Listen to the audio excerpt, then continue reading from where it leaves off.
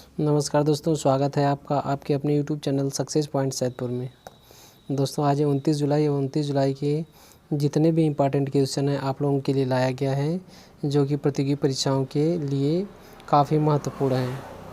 और दोस्तों चैनल को सब्सक्राइब नहीं किए तो कृपया सब्सक्राइब कर लीजिए और वीडियो को अंत तक देखिए, जिससे जो महत्वपूर्ण नॉलेज है आपको मिल सके। तो चलते हैं दोस्तों आज के पहले प्रश्न पर, जिसमें आज का पहला प्रश्न है, अंतर्राष्ट्रीय बाघ दिवस कब मनाया जाता है। इस प्रश्न के 4 विकल्प हैं। पहला 25 जुलाई, दूसरा 26 जुलाई, तीसरा 28 जुलाई और चौथा 29 जुलाई। तो इसमें जो आपका चौथा विकल्प है 29 जुलाई वह सही है। तो हर वर्ष 29 जुलाई को अंतर्राष्ट्रीय बाघ दिवस मनाया जाता है, जिसका मुख्य उद्देश्य बाघों को संरक्षण प्रदान करना है। ताज़ा रिपोर्ट के अनुसार विश्व की लगभग 70% आबादी, बाघों की आबादी जो है वह भारत में है। देश में कुल 2967 बाघ हैं, जबकि पूरे विश्व में 3900 बाघ इस समय संरक्षित हैं। तो चलते हैं आज के अगले प्रश्न पर, जिसमें आज का अगला प्रश्न है, किस राज्य ने रोजगार बाजार वेब पोर्टल लॉन्च किया है। इस प्रश्न के 4 विकल्प हैं। पहला मध्य प्रदेश, दूसरा उत्तर प्रदेश, तीसरा दिल्ली और चौथा पंजाब। तो इसमें जो आपका तीसरा विकल्प है दिल्ली वह सही है। तो दिल्ली के मुख्यमंत्री अरविंद केजरीवाल ने रोजगार बाजार नामक वेब पोर्टल की शुरुआत की है, जिसका मुख्य उद्देश्य नौकरी ढूंढने वाले तथा नौकरी देने वाले लोगों को एक मंच पर लाना है। जैसा कि आप लोग जानते हैं कि कोविड-19 के कारण अर्थव्यवस्था प्रभावित हो गई है, जिसमें सुधार लाने के लिए दिल्ली सरकार ने इस वेब पोर्टल को लॉन्च किया है। इससे रोजगार तलाशने वाले तथा रोजगार देने वाले दोनों लोगों को योग्यता के अनुरूप अवसर उपलब्ध होंगे। चलते हैं आज के अगले प्रश्न पर, जिसमें आज का अगला प्रश्न है, यूनिसेफ के अनुसार कोविड-19 के कारण दक्षिण एशिया के कितने बच्चे प्रारंभिक शिक्षा से वंचित हो रहे हैं। इस प्रश्न के 4 विकल्प हैं।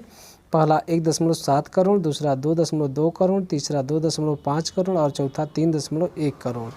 तो इसमें आपका जो दूसरा विकल्प है 2.2 करोड़ वह सही है।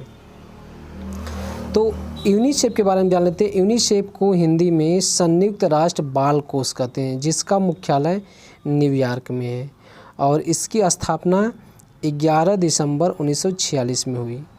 यूनिसेफ के अनुसार कोविड-19 महामारी के कारण भारत समेत दक्षिण एशियाई देशों के करीब 2.2 करोड़ बच्चे प्रारंभिक शिक्षा से वंचित हो गए हैं।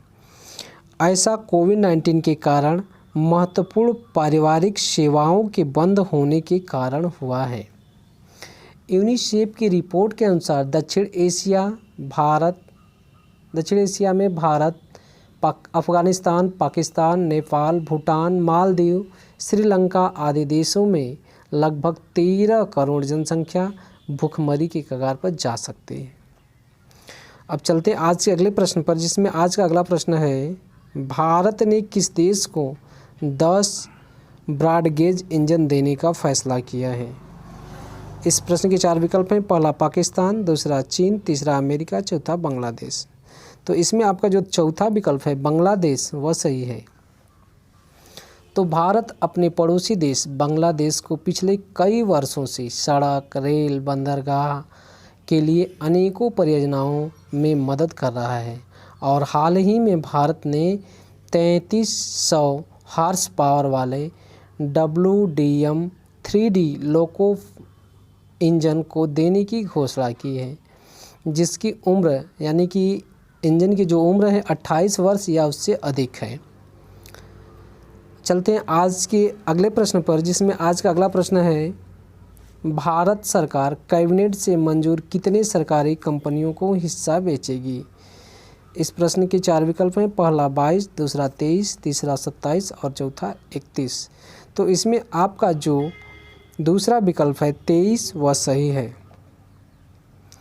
तो भारत के वित्त मंत्री निर्मला सीतारमण के अनुसार कार्यभार के लिए दिए जा रहे कर्ज की समीक्षा के लिए जल्द ही लघु कर्ज की कारोबारी कंपनियां और कंपनियों के गैर बैंकिंग वित्तीय कंपनियों के साथ एक बैठक होगी और उस बैठक में वित्त मंत्री के अनुसार 2020-21 के लिए 2.10 लाख करोड़ रुपए का विनिवेश लक्ष्य रखा गया है, जिसमें 1.02 लाख करोड़ PSU तथा 90,000 करोड़ रुपए वित्तीय संस्थाओं में हिस्सेदारी बेचकर जुटाया जाएगा।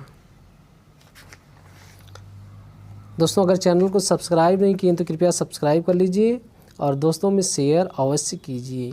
चलते हैं आज के अगले प्रश्न पर, जिसमें आज का अगला प्रश्न है, भारत ने किस देश को 1 मिलियन अमेरिकी डॉलर की चिकित्सा सहायता देने की घोषणा की है?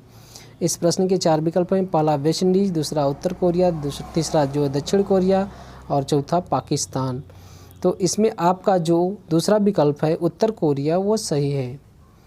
उत्तर कोरिया दक्षिण पूर्व एशिया में कोरिया प्रायद्वीप के उत्तर में बसा हुआ एक देश है, जिसकी राजधानी प्योंगयांग है, जहां की प्रशासक किम जोंग हैं तथा प्रधानमंत्री किम यांग इल हैं। भारत ने उत्तर कोरिया को 1 मिलियन अमेरिकी डॉलर मानवीय सहायता राशि देने का फैसला किया है। उत्तर कोरिया की डेमोक्रेटिक पीपुल्स रिपब्लिक में चल रहे विश्व स्वास्थ्य संगठन के तपेदिक विरोधी कार्यक्रम के तत्वाधान में दिया गया है। चलते हैं आज के अगले प्रश्न पर, जिसमें आज का अगला प्रश्न है, भारत ने दोबारा चीन के और कितने ऐप पर प्रतिबंध लगा दिए हैं? इस प्रश्न के 4 विकल्प हैं। पहला 36, दूसरा 37, तीसरा 47 और चौथा 57। तो इसमें आपका जो तीसरा विकल्प है 47 वह सही है। तो भारत और चीन के बीच बढ़ते तनाव के कारण भारत सरकार ने दोबारा चीन के लगभग 47 ऐप को बंद करने का निर्णय किया है। अब चीन के प्रतिबंधित ऐप्स की संख्या 106 हो गई है। एक खबरों के मुताबिक केंद्र सरकार चीन के 275 मोबाइल ऐप की लिस्ट तैयार की है, जो समय आने पर बंद की जा सकती है और साथ ही कई इंटरनेट कंपनियों पर भी बैन लगाया जा सकता है। चलते हैं आज के अगले प्रश्न पर, जिसमें आज का अगला प्रश्न है, भारत किस देश के साथ रक्षा संबंधों को मजबूत करने का संकल्प जताया है? इस प्रश्न के 4 विकल्प हैं। पहला बांग्लादेश, दूसरा भूटान, तीसरा नेपाल, चौथा इंडोनेशिया। तो इसमें आपका जो चौथा विकल्प है इंडोनेशिया वह सही है। रक्षा मंत्रालय के एक बयान में कहा गया है कि दोनों देशों के रक्षा मंत्री द्विपक्षीय रक्षा सहयोग और बढ़ाने पर सहमति जताए हैं। इस दौरान ब्रह्मोस क्रूज मिसाइल के संभावित निर्यात और समुद्री सुरक्षा बढ़ाने की प्रमुखता से चर्चा की गई है। चलते हैं आज के अगले प्रश्न पर, जिसमें आज का अगला प्रश्न है, हिमेश ममीची कहाँ के प्रधानमंत्री बने हैं? इस प्रश्न के 4 विकल्प हैं। पहला इराक, दूसरा कजाकिस्तान, तीसरा कतर और चौथा ट्यूनीशिया। तो इसमें जो आपका चौथा विकल्प है ट्यूनीशिया वह सही है। तो ट्यूनीशिया के पूर्व प्रधानमंत्री हबीब असद कार्यकाल संभालने के 1.5 वर्ष बाद संसद में विश्वास मत से हार गए हैं। कुल 148 सांसदों में से 3 सांसदों ने हबीब असद के पक्ष में वोट किया है, जबकि 118 सांसदों ने हबीब असद के विपक्ष में वोट किया है तथा 27 सांसद अनुपस्थित रहे। नई सरकार बनने के बाद वहां के प्रधानमंत्री हिमेश ममीची बने हैं। अगले प्रश्न पर, जिसमें आज का अगला प्रश्न है, किसने मौसम ऐप लॉन्च किया है? इस प्रश्न के 4 विकल्प हैं। पहला नरेंद्र मोदी, दूसरा पीयूष गोयल, तीसरा डॉक्टर हर्षवर्धन और चौथा राजनाथ सिंह। तो इसमें आपका जो तीसरा विकल्प है डॉक्टर हर्षवर्धन सिंह वह सही है। तो डॉक्टर हर्षवर्धन सिंह भारत के केंद्रीय स्वास्थ्य और परिवार कल्याण मंत्री हैं। इन्होंने मौसम के पूर्वानुमान के लिए एक मौसम मोबाइल ऐप लॉन्च किया है। यह ऐप पृथ्वी विज्ञान मंत्रालय के 14वें स्थापना दिवस के अवसर पर लॉन्च किया गया है, जिसमें ICRISAT तथा IITM और IMD कंपनियों ने विकसित किया है। इस प्रकार से जो आज का करंट अफेयर था वह समाप्त हुआ। जैसा कि आप लोग जानते हैं कि वीडियो से संबंधित एक प्रश्न पूछा जाता है, जिसका उत्तर आपको कमेंट के माध्यम से देना है। तो आज का प्रश्न है, उत्तर कोरिया के प्रशासक कौन है? इसका उत्तर आप कमेंट के माध्यम से दे सकते हैं। और चैनल को सब्सक्राइब नहीं किए तो कृपया सब्सक्राइब कर लीजिए और वीडियो को लाइक शेयर कमेंट अवश्य कीजिए। वीडियो देखने के लिए धन्यवाद।